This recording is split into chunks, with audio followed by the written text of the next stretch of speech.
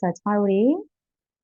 စလိုက်ရအောင်နော်ဆိုတော့လက်ပွားလေးနှစ်ဖက်ကိုရင်ဘက်လေးရှေ့မှာပို့ပြီးတော့ယူလာပေးလိုက်ပါမယ်လက်နှစ်ဖက်ကိုဘင်းညာအပေါ်ဆွဲဆက်လိုက်ရအောင်နော်ကြောလေးကိုဆက်ရင်ဘက်လေးကိုဖွင့်လေးကိုတဝိုင်းရှုသွင်းမယ်ရှုထောက်လက်ကိုဘေးကိုပြန်ဝိုင်းချပေးမယ်နောက်နှစ်ကြောလေးသွားပြီးမယ်နော်ရှုသွင်းမယ်ရင်ဘက်လေးဖွင့်မယ်လေးကိုတဝိုင်းရှုသွင်းမယ်ပြီးရင်ဖြည်းဖြည်းချင်းလေးရှုထောက်ထားပြီးနောက်ဆုံးတစ်ကြောလေးသွားပေးအောင်ရှုသွင်းမယ်ရှုထောက်โอเคเนาะဆိုတော့ဒီခေါက်တော့ကျွန်တော်တို့ဒီမှာပခုံး joint လေးကိုလှည့်ပေးမယ်ရှေ့ကနေနောက်ဘက်လေးကို3ခေါက်လောက်လေးကျွန်တော်တို့အဖြည်းလေးလှည့်ထားပြီးပြီးရင်နောက်ကနေရှေ့လေးကို3ချိန်โอเคပြီးသွားရင်တော့ကျွန်တော်တို့ဒီကနေလက်လေးနှစ်ဖက်ကိုကိုယ့်ရဲ့ဒူးလေးပေါ်တင်ထားမယ်ခေါင်းလေးငုံမေးစီရင်ဘက်လေးကိုဆွဲကပ်ထားပေးပါရှုသွင်းမယ်ဥကောင်းလေးမော့လည်ပင်းလေးကိုဆွဲဆက်မယ်မျက်နှာချက်ဘက်ကိုမော့ကြည့်ရှုထောက်နော်ခေါင်းလေးငုံမေးစီရင်ဘက်လေးဆွဲကပ်မယ်ဆက်သွားပေးအောင်နော်2ရှုသွင်းထားပေးတယ်ရှုထောက်ပေးလိုက်မယ်3ရှုသွင်းမယ်ရှုထောက်ပေးလိုက်မယ်နောက်နှစ်ကြော်လေး4ရှုသွင်းမယ်ရှုထောက်နောက်ဆုံးတစ်ကြော်ရှုထောက်ပြီးရင်ဘာလို့ရှေ့တဲလေးကိုပြန်လာနော်ဒီခါတော့ရှုသွင်းမယ်ဥကောင်းလေးကိုညာဘက်ဘေးကိုလှည့်ကြည့်အောင်ရှုထောက်လိုက်တဲ့လေလေးနဲ့အတူတူဘယ်ဘက်ကိုလှည့်ကြည့်ရှုသွင်းပေးတယ်ရှုထောက်ပေးလိုက်3ရှုသွင်းမယ်ရှုထောက်ပြီး4ရှုထောက်နောက်ဆုံးတစ်ကြော်လေး5ရှုမယ်ရှုထောက်ဒီကျမတို့ဒီကနေအလယ်လေးကိုပြန်လာနော်ဒီခေါက်တော့ရှုသွင်းမယ်ဥကောင်းလေးကိုဒီလိုညာဘက်ပခုံးလေးဘက်ကိုဆောင်ရှုထောက်မယ်ဘယ်ဘက်လေးကိုဆောင်ပြီးနော်ဆက်သွားရအောင်2ရှုမယ်ညာဘက်ထောက်ဘယ်ဘက် okay 3ရှုညာရှုထောက်ဘယ်4ရှုညာဘက်ရှုထောက်ဘယ်နောက်ဆုံးလေး5ရှုညာဘက်ရှုထောက်ဘယ်ပြီးရင်ပြန်လာပြရအောင်ကျမတို့ဒီကနေမေးစီလေးနဲ့ရင်ဘတ်လေးဆွဲကပ်ကိုယ့်ရဲ့မေးစီထိတ်ကလေးနဲ့စဝိုင်းသေးသေးလေးဆွဲတယ်လို့သဘောထားပြီးတော့ညာဘက်ကနေဒီဘက်လေးကိုသွားပြီကျမတို့ဒီလိုလေးစဝိုင်းလေးဆွဲလို့သဘောထားပြီးတော့ဥကောင်းလေးကိုဖြည်းဖြည်းလေးလှည့်ထားပေးမယ်နော်မလုံးမမြန်အပေါ်မော့ရင်ရှုအောက်ကိုငုံရင်ရှုတော့နောက်3ကြော်လေးသွားရအောင်ရှုပြီးရှုထုံးမယ်နောက်2ကြော်လေးရှုပြီးရှုထုံးမယ်နောက်ဆုံးတစ်ကြိမ်ရှုထုံးပြီးကြတော့ပြောင်းရလေးသွားပြီးပါဦးဘယ်ကနေ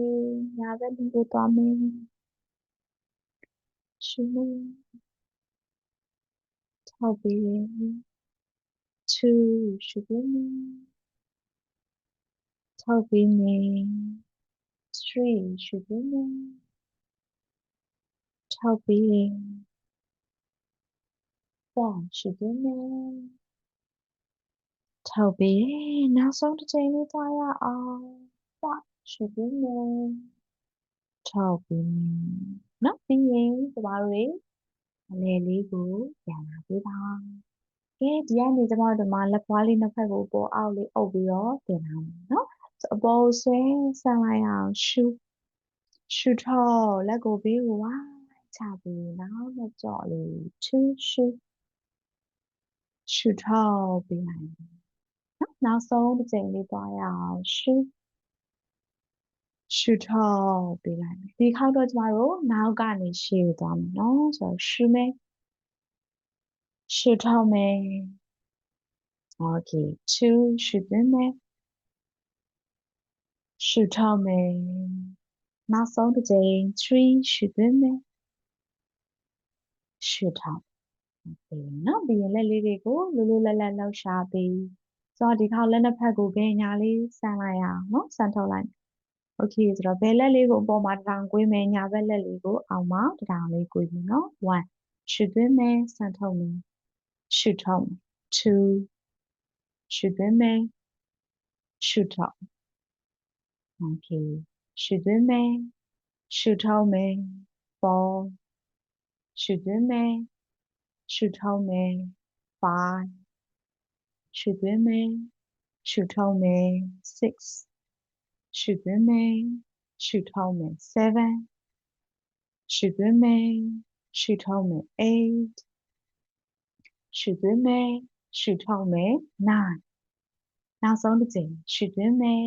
ရှုထုတ်မယ်10နော်ပြီးရင်ပြန်လျှော့ထားပေးလိုက်ရအောင်လက်လေးတွေကိုလေးလေးလာလာရှာပေးမယ်နော်ဆိုတော့ဒီခေါက်ကျတော့ဒီမှာလက်ဖက်မိုးလေးနှစ်ဖက်ကိုလာပြီးတော့ကြောချင်းကတ်လိုက်မယ်နော်ညာလက်ကဘယ်ဘက်လက်ဖွားလေးကိုကြောမယ်နော်ပြီးရင်ပတ်တာလေးရှက်မယ်အဲ့ဒီပတ်တာရှက်ထားတဲ့လက်လေးကိုရှူသွင်းမယ်လို့တထောင်လေးခွေးပြီးတော့ရင်ဘတ်ရှေ့ကိုယူလာမယ်ရှူထောက်လိုက်မယ်ရှေ့ဘက်လေးကိုရားသလောက်လေးဆန်းထုတ်နော်ဆောနာအတိုင်းပြန်ထွက်တာမဟုတ်ဘဲနဲ့သွားဒီလိုလာမယ်ပြီးရင်ဒီလိုရှေ့ကိုတောင်းမယ်အောက်ကနေမဟုတ်ဘဲနဲ့အပေါ်ဘက်ကဟုတ်ပြီနော်ဆိုတော့ကိုဒီလောက်မှပဲရရင်လည်းဒီလောက်လေးမှပဲထိန်းထားပြီးဒီရှူထားမယ်နော်1 okay 2 3 4 5နော်ပြန်လာပြီရှုမယ်နော်ပြီးရင်ဒီခါကျတော့ဒီလိုအောက်ကနေအရှိကိုဆွမ်းနာတိုင်းပထမအနေထားလေးတိုင်းပြန်ဆန်းထုတ်အဲ့ရနေမှာလို့အပေါ်လေးကိုယူလာပြီနော်အပေါ်လေးကိုယူလာမယ်ကိုယ့်ရဲ့ခန္ဓာကိုယ်လေးကိုပဲညာနော်လိုက်တင်ပြီးလှုပ်ရှားတာငါးကြောလောက်လေးပဲညာလေးပေါ်ထားရအောင်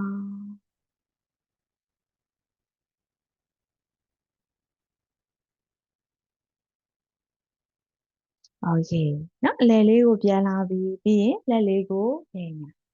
နော်ဘေးလေးကိုဝိုင်းထားပြီးโอเคဆိုတော့လက်လေးတွေကိုကျမတို့လွတ်လွတ်လပ်လပ်လောက်ရှာမယ်နော်ဒီတိုင်းလေးပဲဆက်သွားရအောင်လက်လေးနှစ်ဖက်ကိုလက်ဖက်မိုးချင်းကပ်ပြီးရင်ဒီခေါက်ဘယ်ဘက်လက်ကညာဘက်လက်ပွားလေးပေါ်မှာသွားပြီးတော့ကြော်ပြီးတော့ပတာလေးချက်ပြီးနော်ပတာချက်ပြီးဒီမှာအောက်ကနေရင်ဘတ်ရှေ့ကိုယူလာမယ်ရှူမယ်ပြီးရင်ဒီလိုအပေါ်ကနေရှေ့ကိုဆန်းထုတ်နော်ဆန္ဒအတိုင်းပြန်ထွက်သွားမယ်ပဲပေါ်ကဆန်းထုတ်ခုံးလေး short လေးရှူထားမယ်1 2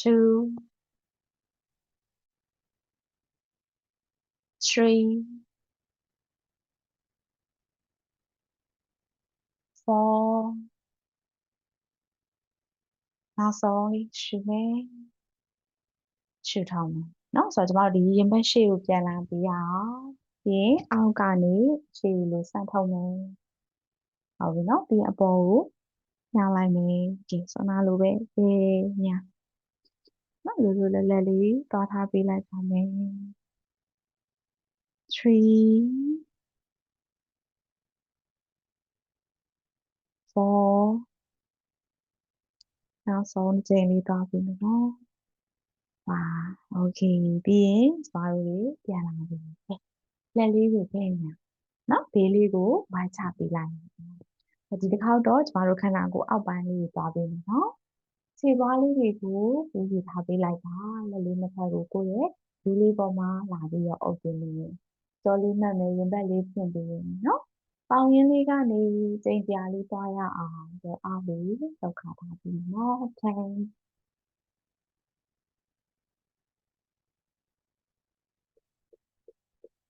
ဒီပုံမှန်လေးလို့ရှိမယ်နော်20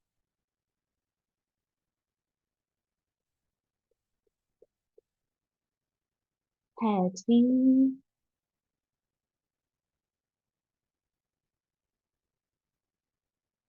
40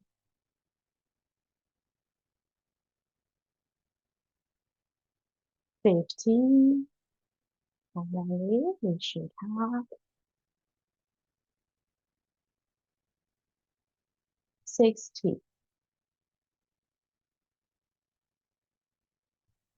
70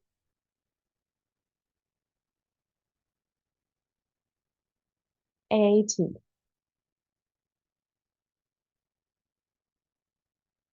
90 နောက်ဆုံးဆယ်ခြင်းလေး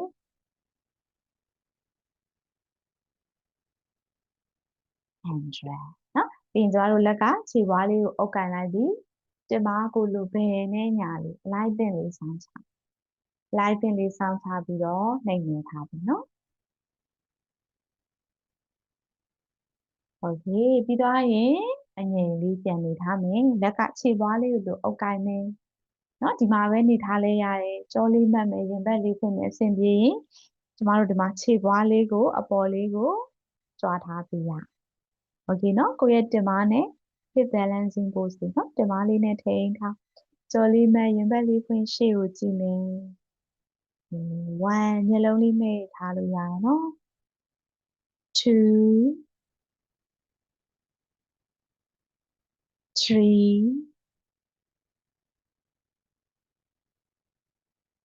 4 5နော်ပြီးရင်ဖြည်းဖြည်းချင်းလေးပြန်ထားပေးလိုက်ပါโอเคဆိုတော့ဒီနေထားလေးကနေညာဘက်လက်ကိုတင်မနောက်ကလေးမှာတထားပေးမယ်နော်ခြေပွားလေးကိုဆက်ပူးမယ်ပယ်လက်လေးကိုညာဒူးလေးပေါ်တင်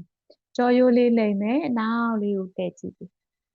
ဟုတ်ပြီနော်ခြေပွားလေးကိုပူးထားမယ်ညာလက်လေးကတင်မနောက်ပယ်လက်လေးကိုဒူးပေါ်တင်ကြောရိုးလေးလိမ့်နောက်ကိုကြည့်မယ်လေးရှုထား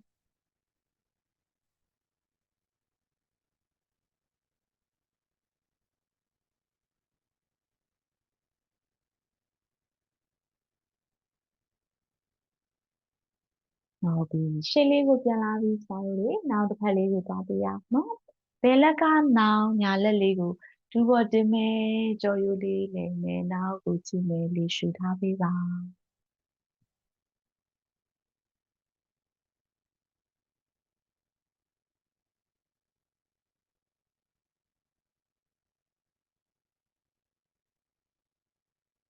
โอเคနော်ပြီးရင်ရှေ့လေးကိုပြန်လာပြီပဲကျ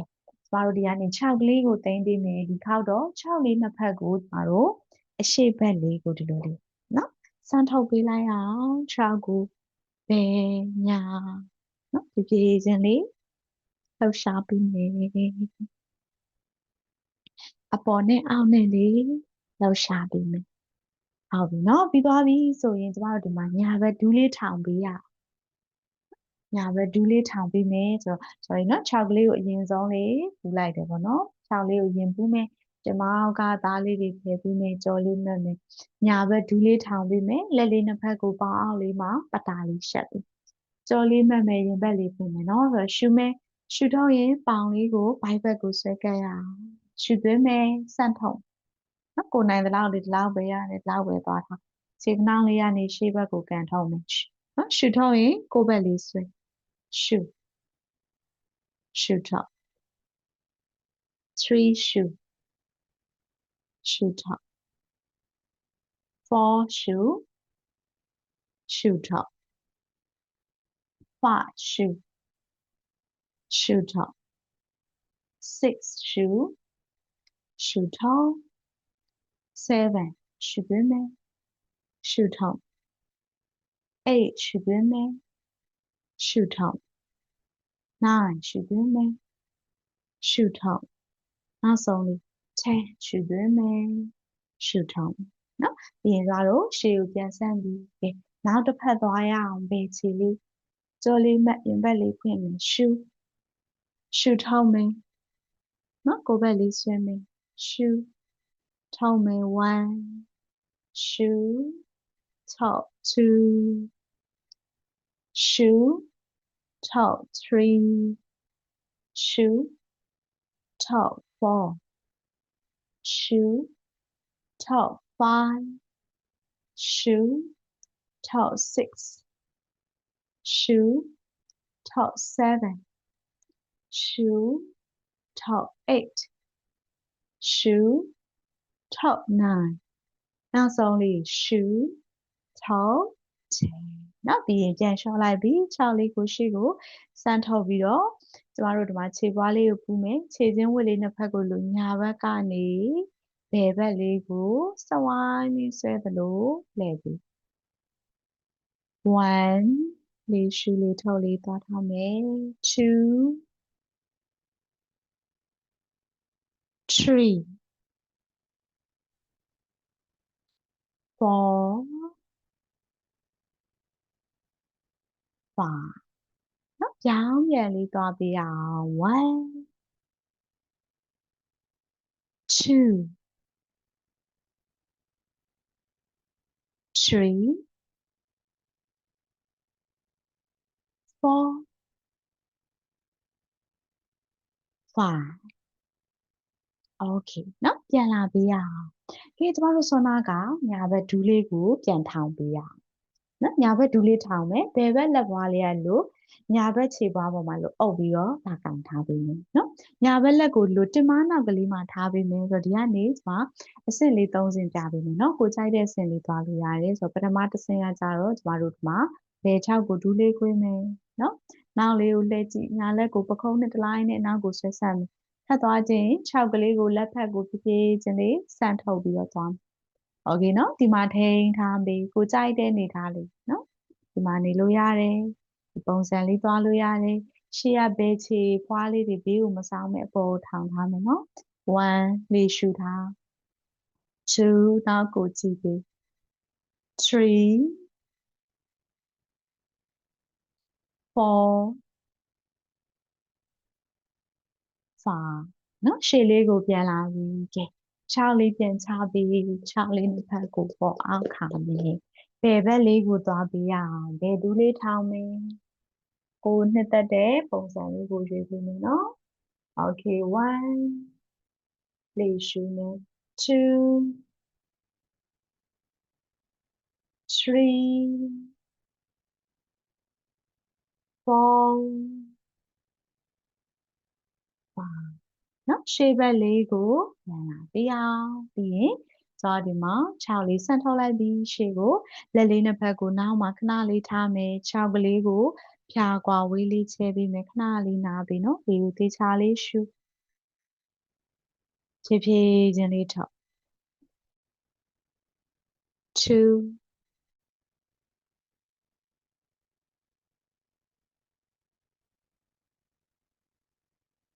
နောက်ဆုံးတစ်ချိန်လေးရှူမယ်ရှူထောင်းမယ်နော်ဒီခါကျမတို့ဒီမှာခြေပွားလေးကိုပြန်ပူးလိုက်အောင်လက်လေးနှစ်ဖက်ကိုဒီလိုလက်မလေးဝတ်မယ်လက်သီးလေးဖွားဖွားလေးဆုပ်ထားမယ်နော်လှေလော်တဲ့ပုံစံလေးသွားပြီးမယ်ကျမတို့တွေလက်ထဲမှာလှေလော်တဲ့တန်လေးနှစ်ခုကိုကင်ထားတယ်လို့သဘောထားမယ်ပြီးတော့ကျမတို့လိုရှေ့ကိုသွားလိုက်တဲ့အခါမှာလက်ကိုဒီလိုစမ်းထုတ်နော်ရှေ့လေးမောက်ချရင်စမ်းထုတ်မယ်ပြီးတော့လိုနောက်ကိုလာတယ်နောက်ကိုသွားတယ်တထောင်လေးကိုလိုခွေးမယ်နော်နောက်ကလေးကိုနည်းနည်းမိမယ်ဘိုက်လေးကိုထိမယ်ရှေ့ကိုသွားမယ်စမ်းထုတ်ဟုတ်ပြီနော်2ရှူမယ်နောက်ကိုလာရင်ရှူမယ်ရှေ့ကိုသွားရင်ရှူထုတ်3ရှူသွင်းမယ်ရှူထုတ်4ရှူသွင်းမယ်ရှူထုတ်5ရှူသွင်းမယ်ရှူထုတ်6ရှူသွင်းမယ်ရှူထုတ်7ရှူသွင်းမယ်ရှူထုတ်8ရှူသွင်းမယ်ရှူထုတ်9ရှူသွင်းမယ်ရှူထုတ်နောက်ဆုံးတစ်ကြော့10ရှူသွင်းမယ်ရှူထုတ်ပေးလိုက်မယ်နော်ပြီးရင်ခဏလေးနားထားပေးပါ6ကလေးကိုစောနာလိုပဲနော်ဖြာကွာဝေးလေးချဲပြီးလက်လေးကိုနောက်မှထားမယ်ဒီရှူလေးထုတ်လေး9ချိန်လောက်ထားပေးအောင်နော်ဒီကိုတေချာရှူဖြည်းဖြည်းချင်းလေးထုတ်2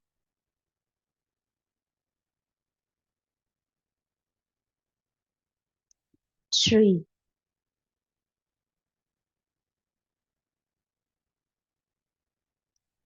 4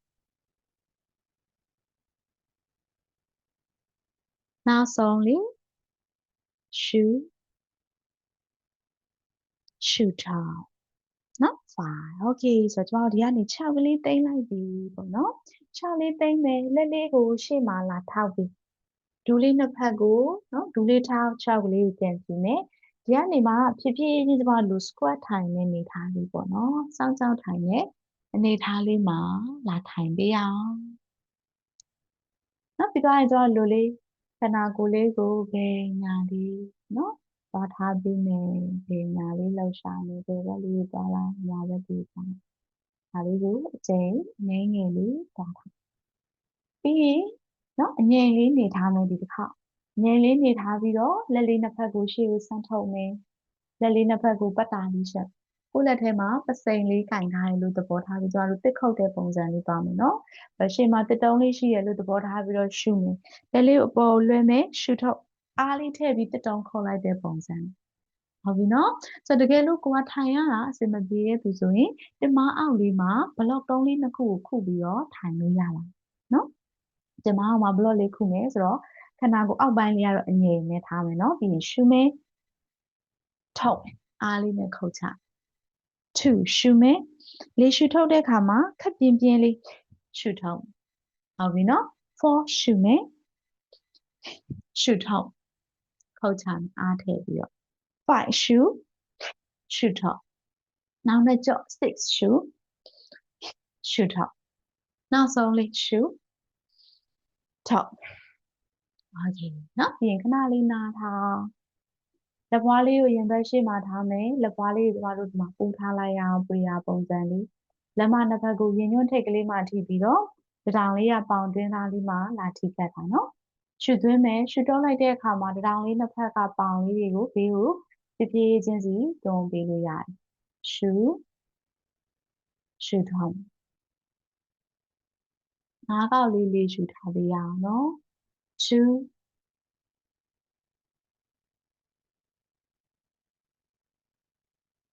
3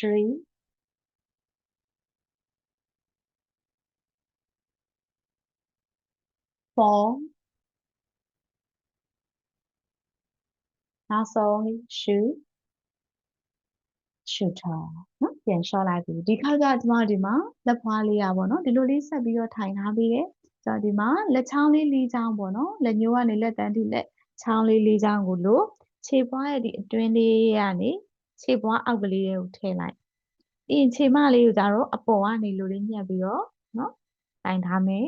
တောင်လေးကဒီလိုလေးပေါင်ရှေ့လေးမှာနော်ဒါပြီးတော့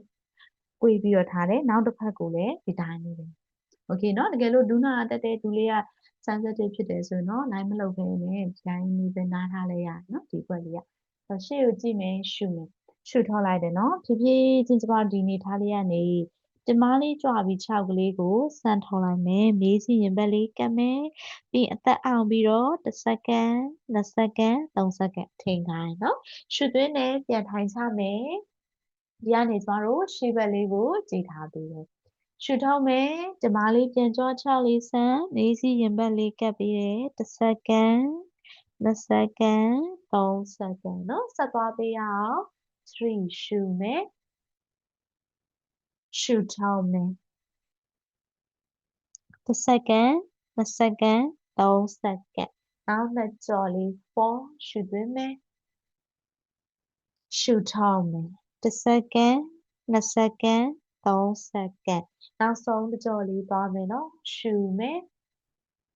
ရှုထောက်ပေးလိုက်မယ်1စက္ကန့်2စက္ကန့်3စက္ကန့်เนาะဒီပြေးလေးထိုင်ပြီဟုတ်ပြီဆိုတော့လက်ပွားလေးတွေထည့်ပေးလိုက်ပြီဒီကနေလက်လေးကိုရှေ့မှာချပေးမယ်ကျမတို့ဒီပုံစံလေးเนาะပစစ်ထုတ်ထိုင်တဲ့ပုံစံလေးနဲ့လာနေထားပေးပါခြေမလေးကိုပူးမယ်တင်မလေးကဖနောက်နှစ်ခုကြားလေးထဲမှာထိုင်မယ်ဒူလေးပူးမယ်โอเคเนาะပြီးရင်ကျတော့ဒီကနေလက်ကိုရှေ့ကိုဆန့်ထောက်သွားပေးပါဝင်းပိုက်လေးနဲ့ပေါင်လေးနဲ့ကပ်မယ်နှစ်ဖူးလေးနဲ့ကျမ်းမြင်နဲ့ထိကတ်ထားတကယ်လို့တင်မလေးကြွလာတယ်ဆိုရင်ကျမတို့ဆန့်ထားတဲ့လက်ကိုပိုက်လိုက်မယ်လက်ပိုက်ပြီးနှစ်ဖူးကိုလက်ပေါ်တင်ထားပြီး ဒီပုံစံလေးမှာ9ခါလောက်လေးရှူပြီးတော့နားထားမယ်နော်ဆိုတော့ဝင်းပိုက်လေးကိုသူကဖိအားတက်ရောက်စေတဲ့အတွက်ကြောင့်ဝင်းပိုက်ဥကလီစာလေးတွေကိုနှိမ့်နေပြီးတယ်ဒါပြင်ခါနောက်တင်းအားတွေနော်ပြေရောစေပါတယ်ကဲလေးရှူပြီးတော့ခဏလေးနားထားရအောင်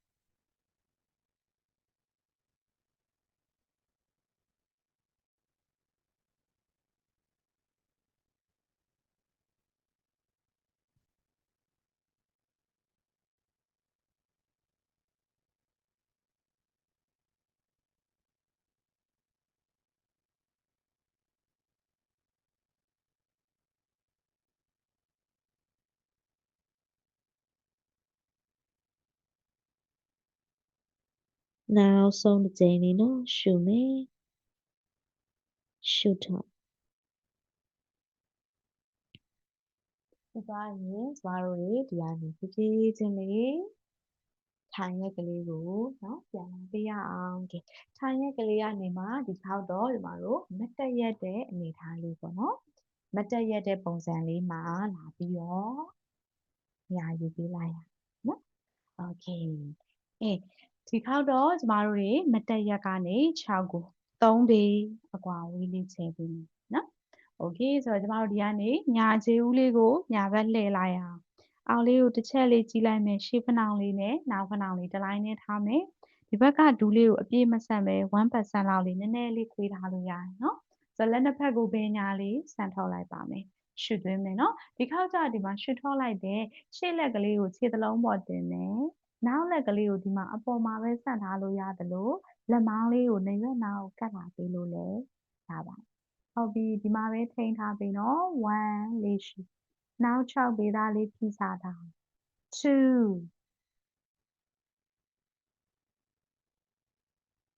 3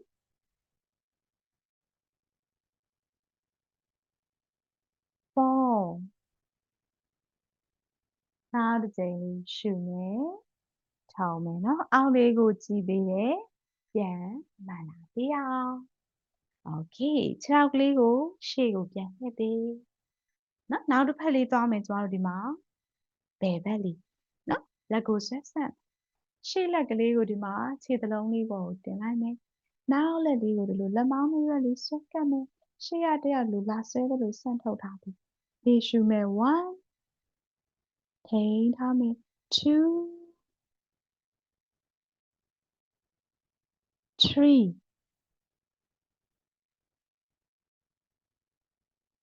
4 5နော်အောက်လေးကိုကြည့်ပေးတယ်ကျမတို့ကြီးပြန်မလာပြီလက်လေးကိုခါမှထောက်ခြေဦးလေးကိုရှေ့ကိုလှည့်ပေးပါကဲဒီတစ်ခေါက်တော့ကျမတို့ရှေ့တက်တက်လေးကိုမှောက်ချမယ်နော်ဒီကနေရှုထောက်မယ်ကြောလေးဆန့်ရှေ့ကိုမှောက်ချပြီးလက်ဖွားနှစ်ဖက်ကိုကျန်းမြင်ကိုချပြီးရင်ကျမတို့လက်နှစ်ဖက်လုံးကိုကိုယ့်ရဲ့ညာ၆ဘက်ကိုလို့ရှောက်သွားပြီးအတူတူဘယ်ဘက်လက်ကညာဘက်ခြေသလုံးနော်ဆိုတော့ဆန့်ကျင်ဘက်ခြေသလုံးခြေချင်းဝစ်ခြေဖွားကိုနှစ်တက်တဲ့နေရာလေးကိုကင်ထားလို့ရတယ်နော်ဘယ်လက်ကဘိုက်ကိုထိန်းမယ်ကြောရိုးလေးကိုလိန်လိုက်မယ်ညာလက်ကိုအပေါ်မျက်နှာကျက်ဘက်ကိုဆွဲဆက်မယ်အပေါ်ကိုကြည့်ထားမယ်နော်ထိန်းထားပြီး1လေးရှူထားမယ်2 3 4 5အောက်လေးကိုကြည့်မယ်လက်ပြန်ချမယ်လက်ပွားလေးနှစ်ဖက်ကိုအလဲကိုပြန်ယူလာပေးရအောင်ကဲဘယ်ဘက်လေးကိုအတူတူလျှောက်သွားမယ်ဘယ်ဘက်လေးကိုတူတူလျှောက်သွားမယ်ညာလက်ကဘယ်ဘက်ခြေသလုံးခြေချင်းဝေးခြေပွားနော်ကိုကြိုက်တဲ့စီမဆိုင်မယ်ဘယ်လက်ကိုပေါ်ဆွဲဆန့်ပြီးကြောရိုးလေးလိန်တာအဲ့ချိန်မှာညာ6ကိုဘယ်6ရောဆန့်ထားမယ်1ဒီရှုမယ်2 3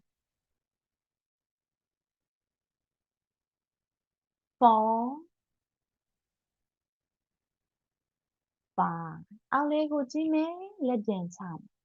လက်လေးနှစ်ဖက်ကိုခါမှထောက်မယ်ဒူးလေးကိုရရအောင်လေးကိုယ်ပေးတယ်ပြီးရင်ကျမတို့တွေမတ်တက်ရက်တဲ့စီလေးကိုပြန်လာပြီးဟုတ်ပြီနော်မတ်တက်ရက်ကနေ6ကလေးနှစ်ဖက်ကိုတင်ပေးလိုက်ရအောင် 6လေးသိမ့်မယ်6လေးနှစ်ဖက်ကိုဘယ်ညာလေးနော်လွတ်လွတ်လပ်လပ်လေးလှောက်ရှားထားနားလေးနားထားပြီးလက်လေးကို6ကလေးကိုတမားကွာဝေးထားလက်လေးကိုပြီးမှထားမယ်ကြောလေးမှတ်ရင်ဘတ်လေးဖွင့်မျက်လုံးလေးကိုဖွားလေးနဲ့လေးကိုသိချရှုဖြည်းဖြည်းချင်းလေးထောက်2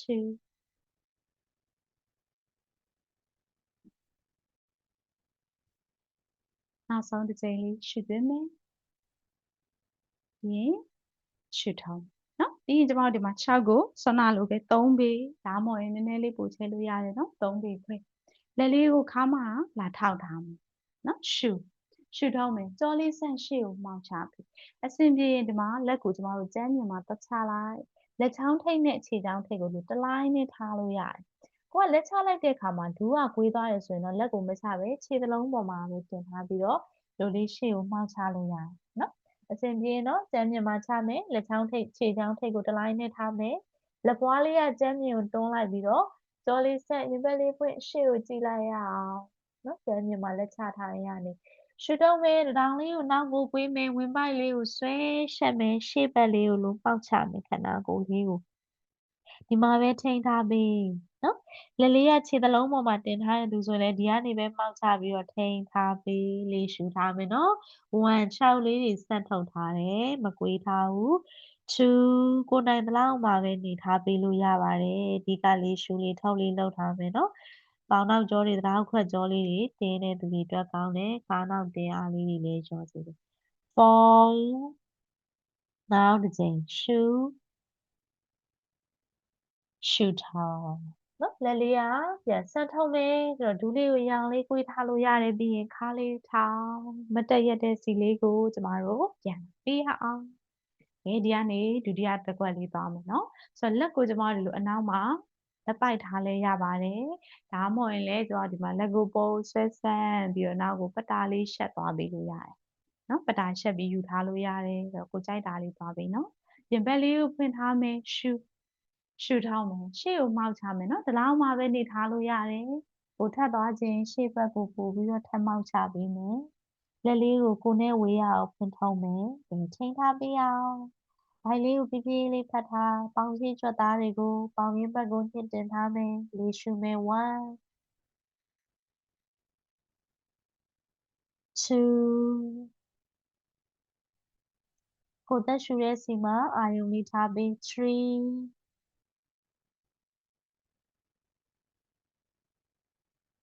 4နောက်ဆုံးတစ်ချိန်လေးရှုထောင်းနော်ဖြည်းဖြည်းလေးကျမတို့တွေပြန်မှတ်လာပေးလိုက်ပါโอเคမှတ်လာပြီးရင်6ကလေးတွေကျမတို့တင်လိုက်ဟုတ်ပြီနော်6လေးတင်6လေးခါမယ်လက်လေးခါထားပေးလိုက်ပါမယ်โอเคဒီနေထားလေးကနေခြေပွားလေးကိုလူပူလိုက်မယ်နော်ခြေပွားလေးကိုပူမယ်ညာလက်ကလေးကိုလူခါနောက်ကလေးမှာပတ်ပတ်လိုက်မယ်နော်ညာလက်လေးကခါနောက်ဘယ်လက်လေးကညာပခုံးလေးပေါ်တင်မယ်ခြေပွားလေးလိုက်မလှည့်ဘူးတင်မလေးလိုက်မလှည့်ဘူးကြောရိုးလေးပဲလှည့်ပြီညာဘက်ကိုညာဘက်နောက်လေးကိုလှည့်ကြည့်ထိန်းထားလေးရှုမယ်1 2 3 4 5နော်ရှေ့ကိုပြန်လာပြီဘယ်လက်ကိုခါနောက်ကလေးမှာပတ်ညာလက်ကိုဘယ်ပခုံးပေါ်တင်ခြေပွားဖိချမယ်တင်မလေးလိုက်မလဲကြောရိုးလေးပဲလက်1 2ဒီရှုထားမယ်3 4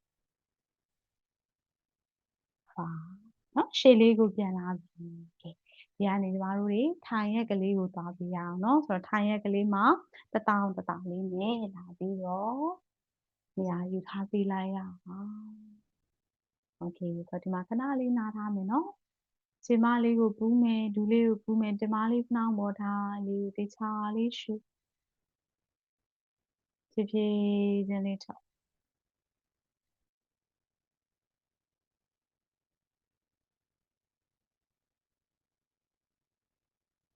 2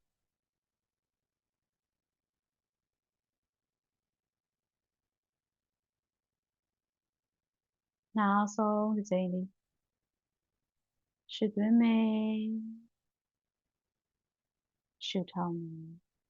ပြီးရင်ကျမတို့ဒီကနေဘေးဘက်ထောက်ရဲ့အနေထားလေးမှာလာပြီးတော့နေရာယူပေးရအောင်ဘေးဘက်ထောက်ရဲ့ကလေးကနေလက်ကိုပခုံးကွာဝေးဒူးကိုတမားကွာဝေးဟုတ်ပြီနော်ဆိုတော့ကိုယ့်အတွက်နည်းနည်းလေးခက်တယ်ဆိုရင်လက်ကွာဝေးနဲ့ဒူးကွာဝေးလေးကိုနည်းနည်းလေးပုံနီးပေးတယ်ဆိုရင်တော့ပို့ပြီးတော့လွယ်ပါလိမ့်မယ်နော်လို့ရဆိုတော့လက်ချောင်းကလေးတွေကိုကြဲကြဲလေးချဲမယ်လက်ချောင်းထိပ်လက်စစ်လေးကိုဖိချမယ်ခါးတွေခေါ်ထားတဲ့သူဆိုဘိုက်ကလေးကိုဖြည်းဖြည်းလေးနော်ထိန်ထားပေးရအောင်ကျမတို့ဒီကနေညာချောက်ကလေးကိုနောက်ကိုလို့ဆန့်ထုတ်မယ်ဘယ်လက်လေးကိုရှေ့ကိုဆန့်ထုတ်ပထမတစ်ဆင့်ဒီမှာပဲအငြိမ်လေးထိန်ထားပေးလို့ရပါတယ်ဟုတ်ပြီနော်ထပ်သွားခြင်းတဲ့သူလေးတွေကြတော့ဒီကနေရှုမယ်ရှုထုတ်မယ်ဘိုက်လေးကိုထိမ့်မယ်ဒူးလေးကိုအလဲကိုကွေးပြီးယူလာတထောင်လေးကိုလဲကိုကွေးပြီးယူလာတထောင်နဲ့ဒူးနဲ့ထိပြီး2ရှုမယ်ဆန့်ထုတ်ရှုထုတ်မယ်တထောင်ဒူးထိမယ်3ရှုသွင်းမယ်ရှုထုတ်အာယုံလေးကိုစုစည်းပြီးသွားပြီး4ရှုသွင်းမယ်ရှုထုတ်နောက်ဆုံးတစ်ချိန်လေး5ရှုသွင်းမယ်ရှုထုတ်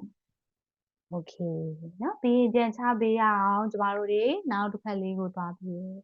ဘဲချီเนาะဘဲချီညာလက်ဆိုလိုအပ်ရင်နေထားလေးကို adjust ပြန်လုပ်ပြီးရယ်ဘိုင်လေးကိုထိန်ဘဲချီညာလက်လေးကိုဆန့်ထုတ်မယ်1ဒီမှာပဲထိန်ထားလို့လည်းရတယ်ထပ်သွားခြင်းတစ်ထောင်နဲ့ဒူးနဲ့ထိမယ်เนาะ2 shoe top 3 shoe top 4 shoe top နောက်ဆုံးတစ်ကြောလေး5 shoe shoe top ပြီးရင်ပြန်လျှော့ပေးလိုက်ရအောင်เนาะဆိုတော့ဒီမှာလေးဘက်ထောက်ကလေးလာပြီလေးဘက်ထောက်ကလေးကနေခဏလေးနားမယ်ခြေမလေးကိုပူးမယ်ဒူးလေးကိုပူးမယ်တမားလေးဖနှောင်းပေါ်ထိုင်မယ်เนาะဆိုတော့လက်လေးကိုလိုနည်းနည်းလေးပူချဲပြီးအစင်ပြေနှစ်ဖူးလေးကိုကျမ်းမြင်မှာချမယ်ဒါမှမဟုတ်လဲဆွနာလိုလက်ပိုက်ပြီးတော့နှစ်ဖူးကိုလက်ပေါ်တင်တောင်းလေးချမယ်လေးရှူထားမယ်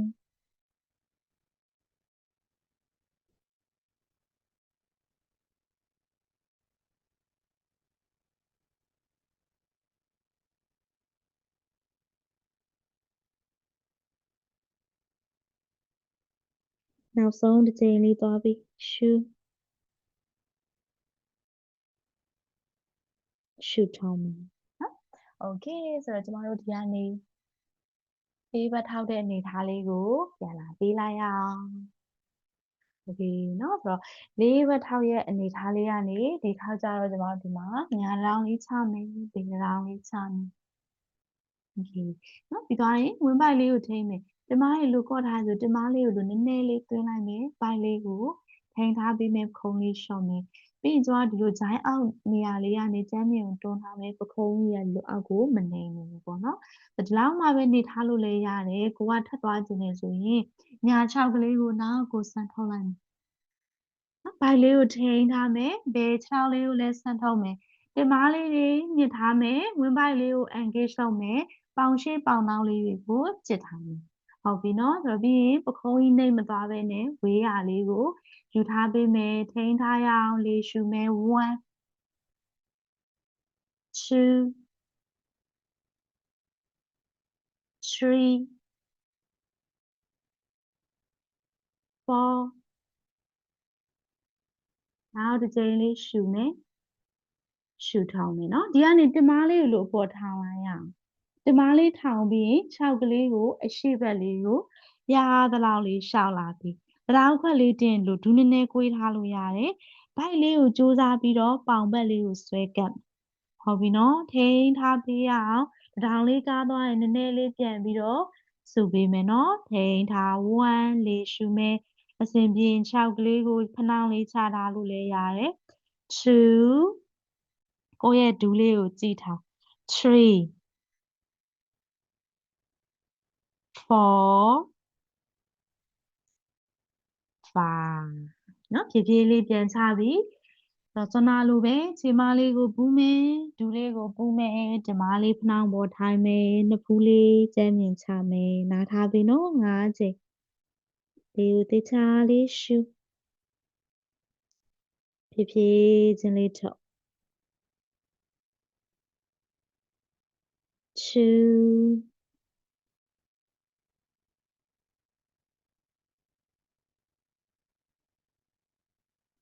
နောက်တစ်ချိန်လေးရှုမယ်ရှုထုတ်မယ်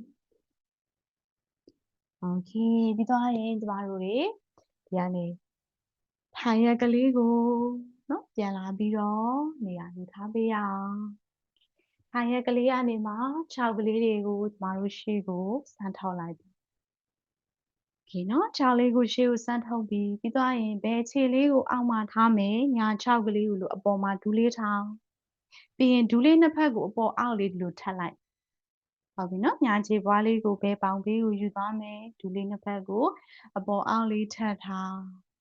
โอเคဆိုတော့လက်လေးနှစ်ဖက်ကိုပေါ်ကိုဆွဲဆန့်အောင်ရှုထားလိုက်တယ်ဖြည်းဖြည်းချင်းလေးရှေ့ကိုမှောက်ချလက်ကကိုကခြေပွားလေးကိုမြင်ခြေပွားကိုကိုင်းမယ်ခြေသလုံးကိုမြင်ခြေသလုံးလေးကိုကိုင်းမယ်ပြီးရင်ရှေ့ဘက်လေးကိုမှောက်ချထားမယ်လေရှုထားပေးအောင်နော်1 2ဟုတ်ပြီ3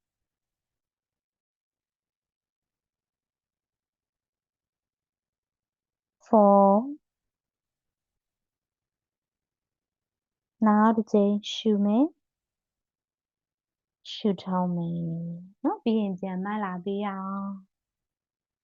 မှတ်လာပြီးရင်ကျမဒီတစ်ခေါက်ကြတော့ရှေ့မှာဆန့်ထားတဲ့ဘယ်ချာကိုဒီလိုလေးဒူးလေးခွေးပြီးတော့တင်လိုက်ဟုတ်ပြီနော်ဒူးနှစ်ခုကိုထပ်ထားတယ်ခြေပွားလေးနှစ်ဖက်ကဘယ်နဲ့ညာနဲ့ဒီလိုတင်မဘေးတစ်ဖက်ချက်စီလေးမှာနော်ဒီပုံစံလေးโอเคတကယ်လို့ကိုကဒူးလေးကတိတ်ပြီးတော့မထပ်ဘူးဖြစ်နေရဆိုရင်အရှိလေးကိုဒီလိုလေးရှောက်လာလိုက်မယ်ဒူးလေးကိုထပ်ပြီးတော့မှဖြည်းဖြည်းချင်းလေးကိုကအနောက်ကိုပြန်ထိုင်လိုက်မယ်โอเคနော်ဒီနေထားလေးရောက်ပြီဆိုရင်ကျမတို့မှာညာဘက်လက်ကညာ6ကလေးကအပေါ်ဆိုတော့ညာလက်ကလေးကိုလည်းအပေါ်လေးကိုဆွဲဆန့်လိုက်ညာလက်လေးကိုပေါ်လေးဆွဲဆန့်မယ်တထောင်လေးကိုရအောင်နော်ခေါင်းလေးငုံထားမယ်ခဏလေးဘယ်လက်ကညာတထောင်ကိုဥကောင်းနောက်ဘက်လေးကိုယူလာမယ်ပြီးတော့မှ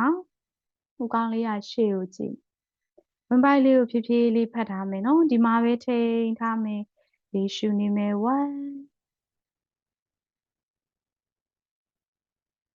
2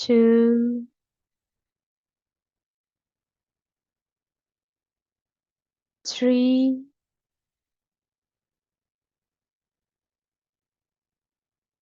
4 5နော်ပြန်လျှော့ပေးလိုက်ပြီလက်လေးနှစ်ဖက်ကိုဘေးညာနော်ဘေးလေးကိုဝါချဒီကနေလက်နှစ်ဖက်ကစန့်ကျင်ဘက်ခြေချင်းဝစ်သို့မဟုတ်ခြေပွားလေးကိုကိုင်းမယ်ရှုမယ်ရှုထောက်တမားလေးမကြွပဲရှေ့ကိုမှောက်ချမယ်ထိန်းထားပြီနော်1လိုရရင်ခြေပွားလေးကိုနည်းနည်းလေးဘေးကိုပို့ရွှေ့လိုက်လို့ရတယ်2 3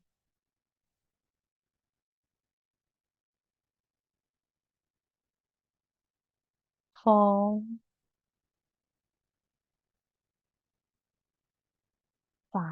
နော်ပြန်မှတ်လာပြီမှတ်လာပြီးရင်အပေါ်6ကလေးနော်အပေါ်ကညာ6ကလေးကိုဒီလိုဒူးလေးထောင်ပေးမယ်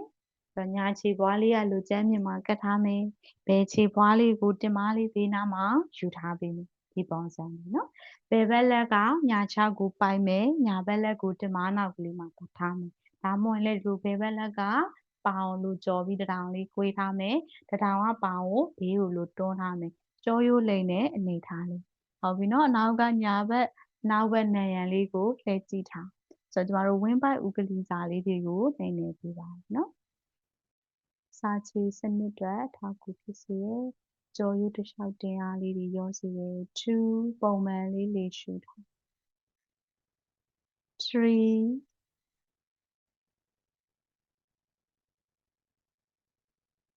4 5ပြီးရင်ရှေ့လေးကိုပြန်လှည့်လိုက်ပြီး6ကလေးတွေပြန်ဖြီးထားပေးအောင်6ကိုကျမတို့တွေအပေါ်ဘက်အောက်ဘက်လေးလှောက်ရှာမယ်နော်ဆိုတော့ဒီခေါက်ကျတော့ပြောင်းပြန်လေးသွားထားပေးမယ်ဘယ်ခြေလေးကိုအပေါ်မှာညာ6ကလေးကိုအောက်မှာနော်အရင်ဆုံးလေးဆန့်ထုတ်ထားလက်လေးကိုဘိုးဆွဲဆက်မယ်ရှူထုတ်ပြီးရှေ့ကိုမှောက်ချမယ်လက်ကခြေပွားခြေစလုံးကိုဆင်ပြေတဲ့အနေထားလေးမှာကိုင်မယ်စိတ်လေးလျှော့မယ်လေးရှူပြီးထိန်းထားမယ်1 2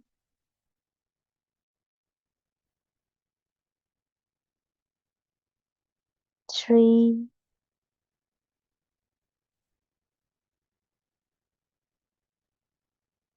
4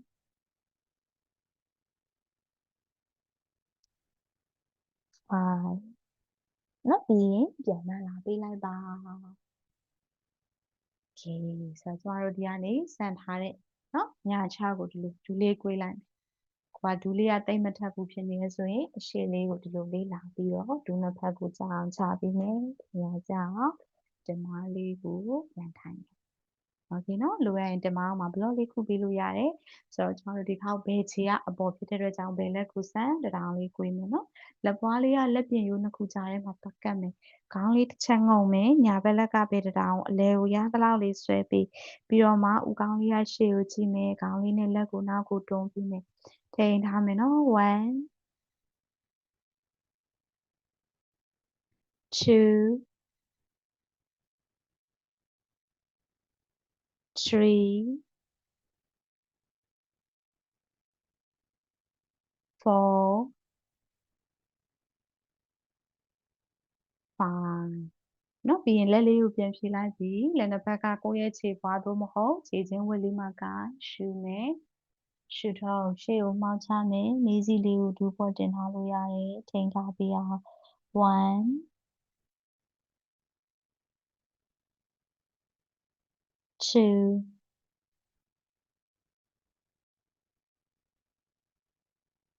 3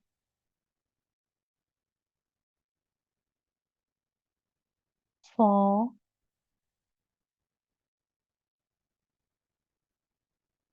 5နော်ပြီးရင်ပြန်မှတ်လာပြီ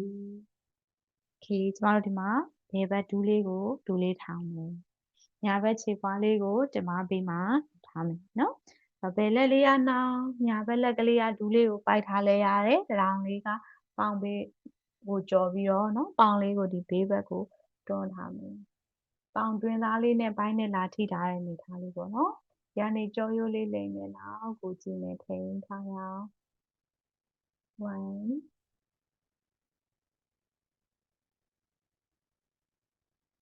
2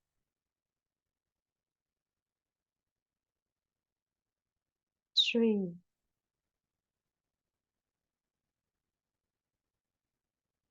4 5နော်ဒီကနေဖြည်းဖြည်းချင်းကျမတို့ရှေ့ကိုပြန်လာပေးရအောင်ကဲ6လေးတွေကိုရှေ့ကိုဆန်ထောက်လိုက်ပြီ6ကလေးကိုဘေးညာပေါ်အောက်လေးတွေနော်လှုပ်ရှားမယ်ဒီကနေဘေးတစ်စောင်းလေးစောင်းမယ်ဆိုတော့ဖြားလေးပေါ်မှာပလက်လန်နဲ့အနေထားလေးကျမတို့လာပြီးအနေထားပေးလိုက်ပါမယ်ပလက်လက်နဲ့အနေထားလေးကနေလက်လေးနှစ်ဖက်ကိုဦးခေါင်းလေးနောက်မှာဒီလိုပတ်တာလေးရှက်ပေးရအောင်နော်ပတာလေးရှက်မယ်တရောင်းလေးကွေးပေးတယ်ဒူးလေးကွေးပေးမယ်ဝင်းပိုင်းနဲ့ပေါင်လေးနဲ့ထိကပ်မယ်ရှူမယ်ဘဲပခုံးကိုညာပခုံးလေးကိုကျန်းမြင့်နဲ့ထိကပ်ထားရနေဒီခေါက်ဒူးကိုစုံလိုက်လေညာဘက်တထောင်စစ်ဘက်ကိုထိန်းပြီးတော့ဆင်းအဲ့ချိန်မှာဘဲဘက်ပခုံးကကြွလာဆိုထပ်မဆင်းတော့ဘူးနော်ကိုရသလောက်လေးမှာပဲထားပြီးရင်ပြန်လာမယ်လေမှာရှူမယ်ရှူထုတ်မယ်နောက်တစ်ဖက်လေးကိုဆောင်အကြည့်ကကြတော့6ကဘယ်ကိုသွားရင်အကြည့်ကညာကိုကြည့်ပြန်လာရေးရှူထုတ်မယ်ညာကိုဆောင်ရင်ဘယ်ကိုကြည့်ပြန်လာရေးရှူဘယ်ကိုဆောင်ရင်ညာကိုကြည့်ရှူထုတ်မယ်5ရှူသွင်းမယ်ရှူထုတ်မယ်6ရှူသွင်းမယ် ရှုထောက်မယ်7ရှုသွင်းမယ်ရှုထောက်မယ်8ရှုသွင်းမယ်ရှုထောက်မယ်9နောက်ဆုံးရှုသွင်းမယ်ရှုထောက်တဲ့10နော်ဒီအလဲကိုပြန်လာပြီ6ကလေးတွေကိုစမ်းထုတ်ပေးလိုက်ရအောင်လက်လေးနှစ်ဖက်ကိုခန္ဓာကိုယ်ဘေးမှာထားမယ်လက်မလေးဝတ်မယ်လက်သီးလေးဆုပ်မယ်မျက်လုံးကိုပြူးပြီးတော့ပေါ်ကိုကြည့်မယ်ရှာကိုအာကောင်ကနေတဆုံးမျက်နှာအပေါ်ပြင်ဘက်ကိုစမ်းထုတ်မယ်ပေါင်တွေညှစ်မယ်တမားတွေကျုံမယ်ခြေသလုံးတွေလက်မောင်းတွေဆွဲတောက်မယ်တကိုယ်လုံးကိုအတင်းဆုံးလေးဆွဲညှစ်ထားပေးရအောင်နော်1မက်စင်လေးတိုးသွားလိုက်မှာပိုပြီးတော့ညှစ်ထားမယ်2 3တောင်းထားမယ်4ဆက်တင်းထားမယ်နောက်ဆုံးလေးအတင်းဆုံးဆွဲညှစ်မယ်5ပြီးသွားရင်တကိုယ်လုံးမှာညှစ်ထားတွေအားလုံးကိုရှော့ချလိုက်ရအောင်နော်ဘယ်နေရာမှာမှအာမထည့်တော့ဘူးခြေပွားတွေလက်ပွားတွေခြေသလုံးတွေညှစ်ထားတွေအကုန်လုံးရှော့ချလိုက်ပြီကဲ final relaxation ပေါ့နော်ရှားပါစနလေးကျမတို့သွားပြီးမယ်ရှောက်ကိုဖြာခွာဝေးချဲမယ်ခြေချောင်းလေးတွေဘေးကိုလှည့်မယ်လက်နှစ်ဖက်ကိုဂျိုင်းဟယုံဖွင့်ဟမယ်အင်ကြီးရဲ့သပင်လေးတွေနော်ကိုကြားရသလိုတတောင့်တတာဖြစ်သွားအောင်အရင်ဆုံးလေးပြင်ဆင်လိုက်ပါပြီးရင်ရှာကိုအာကောင်ထိတ်ကလေးမှာလာပြီးတော့ထိကြည့်ရင်ပြန်လျှော့ရင်နော်မျက်မှန်တက်ထားတဲ့လူလေးဆိုခဏလေးချွတ်ထားပြီးကိုယ့်ရဲ့ဒီဥကောင်ငယ်ရိတ်ကနေခြေထောက်ထိတ်ကလေးတွေထိကိုခန္ဓာကိုယ်ရဲ့ဘယ်နေရာမှာမှအားမထည့်တော့ဘူးစိတ်ဖြောင်းလက်ဖြောင်းစိတ်လွတ်လက်လွတ်လေးနဲ့နားပေးရအောင်နဖူးကြောလေးတွေဖြေလျှော့လိုက်ပါနော်ကိုပြောတဲ့တနေရာလေးတစ်ခုချင်းစီကိုစိတ်လေးနဲ့ကြည့်ပြီးတော့စိတ်လေးနဲ့လျှော့ပေးလိုက်တယ်လို့ပေါ့နော်တွေးပေးလိုက်ရမယ်မေးကြောလေးတွေပါးကြောလေးတွေလျှော့မယ်ကိုယ့်ရဲ့ဒီနှထင်တစ်ဝိုက်တင်းအားလေးတွေလျှော့မယ်ဥယျာဉ်ပြားတင်းအားလေးတွေလျှော့မယ်ငယ်တဲ့နောက်စီတင်းအားလေးတွေလျှော့မယ်နောက်ခုတ်သာပခုံးတင်းအားလေးတွေလျှော့မယ်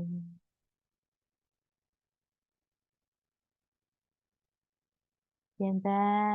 ဝင်းပိုက်တင်းအားတွေလျှော့ပေးမယ်နောက်ကျောပြင်ကျောရိုးလည်ပိုင်းလက်ပြင်ရိုးလေးတွေနော်လက်ပြင်ရိုးနှစ်ခုကြားတင်းအားလေးတွေလျှော့မယ်ကျောရိုးလည်ပိုင်းခါးရိုးစစ်တစ်လျှောက်တင်းအားလေးလျှော့မယ်ကိုယ့်ရဲ့ဒီဓမ္မနာစကရမ်နဲ့မီးညောင်ရိုးလေးတွေနော်လျှော့ထားမယ်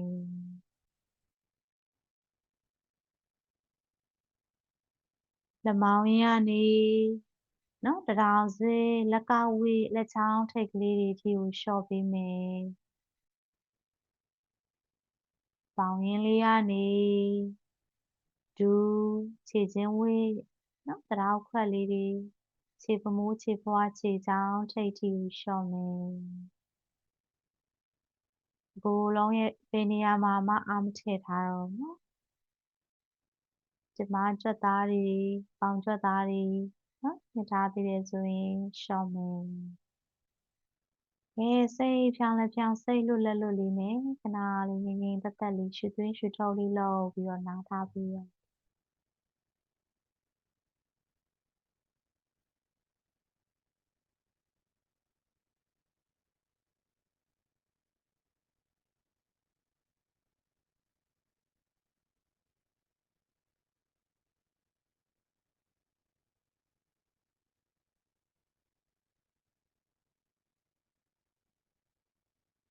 နောက်တစ်ကြိမ်လေးရှုထောက်ပြီးနော်ဒီကနေခြေချောင်းထိပ်ကလေးတွေလှုပ်ကြည့်မယ်လက်ချောင်းထိပ်ကလေးလှုပ်ကြည့်မယ်ရှာဝါကောင်ထိပ်ကလေးမှလာထိကြည့်ရပြန်ရှော့မယ်နော်ခြေထားတဲ့ခြောက်လေးနှစ်ဖက်ကိုပူလိုက်ပြီးလက်နှစ်ဖက်ကိုဗိုက်ပေါ်တင်ပတ်တာလေးဆွဲရှက်ပြီးခြေချောင်းတွေအောက်ကိုစိုက်မယ်လက်ပွားလေးကိုအပြင်ကိုလှမ်းမယ်ကိုစိတ်ကျေနပ်အားရသွားတဲ့အထိတကိုယ်လုံးကိုစမ်းထုတ်လိုက်ပါ OK ပြီးတော့မှပြန်လျှော့မယ်နော်ဒူးလေးထောင်မယ်ချောင်းလေးနှစ်ဖက်ကိုဒူးလေးထောင်ခန္ဓာကိုယ်လေးကိုကိုယ့်ရဲ့ညာဘက်ကိုစောင်းချပေးနော်လက်မောင်းလေးကိုကောင်းအောင်ပြီးခဏလေးအိတ်ထားမယ်ပြီးတော့မှလက်ထောက်ဝါးလေးကိုသုံးမယ်ထိုင်ရက်ကိုဖြည်းဖြည်းချင်းလေးနော်ပြန်လာပေးရအောင်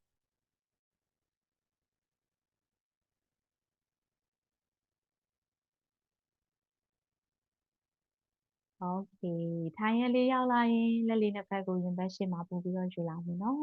ဒီနေ့ဖို့ကိုယ့်အတွက်ကိုအချိန်ပေးပြီးတော့မှလေ့ကျင့်ပေးရတဲ့အတွက်မိမိကိုယ်ကိုကျေးဇူးတင်ပေးရအောင်ကဲတန်းလေးကိုအဆုံးသတ်ပေးဖို့အတွက်စကြဝဠာရဲ့အုံကိုတစ်ချိန်နော်တူတူဆိုပြီးမယ်ဒီကိုတခြားလေးရှုဩ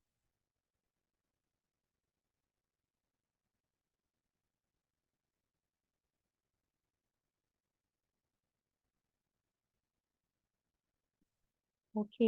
ဒီနေ့ဖို့တော့ဒီလောက်ပါပဲပါဝင်လေ့ကျင့်ပေးရတဲ့အတွက်လည်းပဲအားလုံးကိုကျေးဇူးတင်ပါတယ်နော်